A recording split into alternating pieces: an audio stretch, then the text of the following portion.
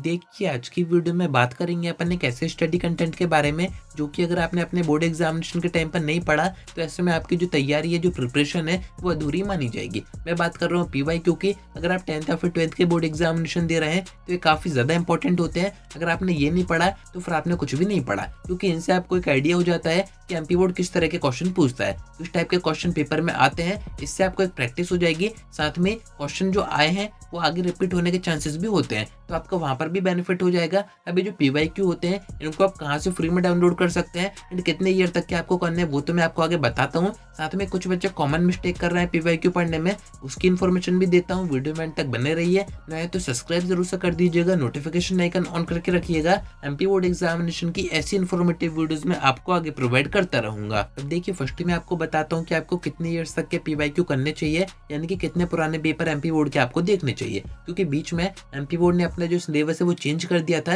And इसमें obvious ही बात है आपके जो पेपर है वो भी चेंज हुए होंगे, क्योंकि यहाँ पर एमपी बोर्ड ने पूरी बुक ही चेंज कर दी थी। एमपी बोर्ड में एनसीईआरटी यहाँ पर यूज होनी शुरू हो गई थी, तो आपके जो पेपर है वो भी एनसीईआरटी के अकॉर्डिंग बनने शुरू हो गए थे एंड काफी उसमें वेरिएशन था। एमपी बोर्ड की अपनी जो बुक्स आती थी उसमें सिलेबस थोड़ा सा टफ रहता था, बट जब से एनसीईआरटी आई है तब से आपके जो पेपर का स्टैंडर्ड है वो भी एवरेज हो गया है। अब देखिए, ईयर में आपको बताऊं तो खासकर मैं आपको हिंदी और इंग्लिश का बता देता हूं, क्योंकि यह भी रिसेंट में चेंज किए गए हैं। 2021 का जो बैच था वहां तक एमपी बोर्ड की अपनी हिंदी इंग्लिश की बुक होती थी, बट उसके बाद से जब 22 के पेपर हुए, 23 के पेपर हुए और 24 के पेपर हुए तो इसमें हिंदी और इंग्लिश की नई बुक आ चुकी थी, जो कि एनसीईआरटी थी। दो पार्ट में आपकी दोनों बुक होंगी, तो ऑब्वियस सी बात है आपको प्रीवियस ईयर के जो क्वेश्चन पेपर पढ़ने हैं खासकर हिंदी और इंग्लिश में, वो 2022 का पढ़ना है, 23 का पढ़ना है और 24 का पढ़ना है। इसके पीछे आपको नहीं जाना है, कोई भी बेनिफिट आपको नहीं होगा। आप चाहे तो उठा के देख सकते हैं, क्वेश्चन आपके बुक से मैच होंगे ही नहीं, क्योंकि एमपी बोर्ड की अपनी बुक होती थी, उससे क्वेश्चन पेपर उस टाइम के बनाए गए थे। बट 2022 के आपके नए बुक के अकॉर्डिंग ही पेपर बनने स्टार्ट हो गए थे।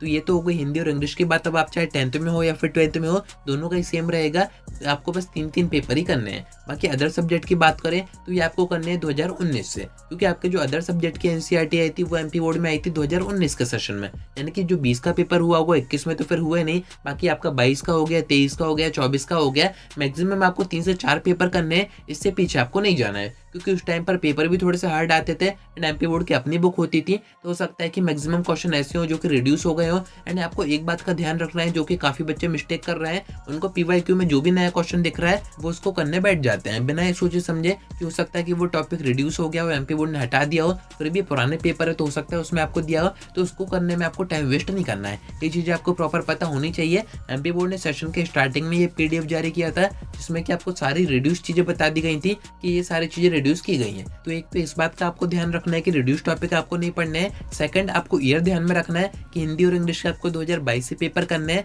बाकी आपके जो अदर सब्जेक्ट है उनके आप चाहें तो 2019 से कर सकते हैं। अब मैं आपको बताता हूँ कि ये जो पीवाईक्यू है यानी कि पुराने पेपर है, ये आप कहाँ से बड़े आराम से डाउनलोड कर सकते हैं। तो आपको अपने फोन का कोई भी ब्राउजर ओपन करना है, यहाँ पर आपको सर्च करना है MPBSC MP online. First number की वेबसाइट आपको ओपन करनी है। यहाँ पर आप 10th 12th आप किसी के भी डाउनलोड यहाँ पर कर सकते हैं। जैसे मैं आपको 10th का एक करके दिखा देता हूँ। 10th पर आपको एंटर करना है, यहाँ पर आप देखेंगे ईयर वाइज और सब्जेक्ट वाइज आपको सारे पीडीएफ दिख जाएंगे। आपको एंटर करना है, सेकंड पेज आपके सामने ओपन होगा एंड यहाँ पर आपके पास एक डाउनलोड का ऑप्शन आएगा। इस पर आप जैसे एंटर करेंगे पीडीएफ आपका डाउनलोड हो जाएगा एंड यहाँ पर काफी पुराने यानी कि 10 ईयर 15 ईयर तक के पेपर दिए गए हैं, बट आपको करना है मैक्सिमम 4 से 5 ईयर के पेपर। इससे पीछे आपको नहीं जाना है, उससे आपका कोई ज्यादा बेनिफिट होगा भी नहीं। अभी आपको रिसेंट के पेपर देखने हैं जो कि 4 ईयर्स तक के इनफ होते हैं। तो यहाँ से आके आप अपने जो पीवाईक्यू है उनको तैयार कर सकते हैं। वैसे तो अगर आपका पूरा रिवीजन हो गया है तो इन पुराने पेपर से आप अपना जो टाइम मैनेजमेंट है उसको भी चेक कर सकते हैं कि बोर्ड एग्जामिनेशन में 3 घंटे में आप पूरा पेपर कर पाएंगे या फिर नहीं कर पाएंगे।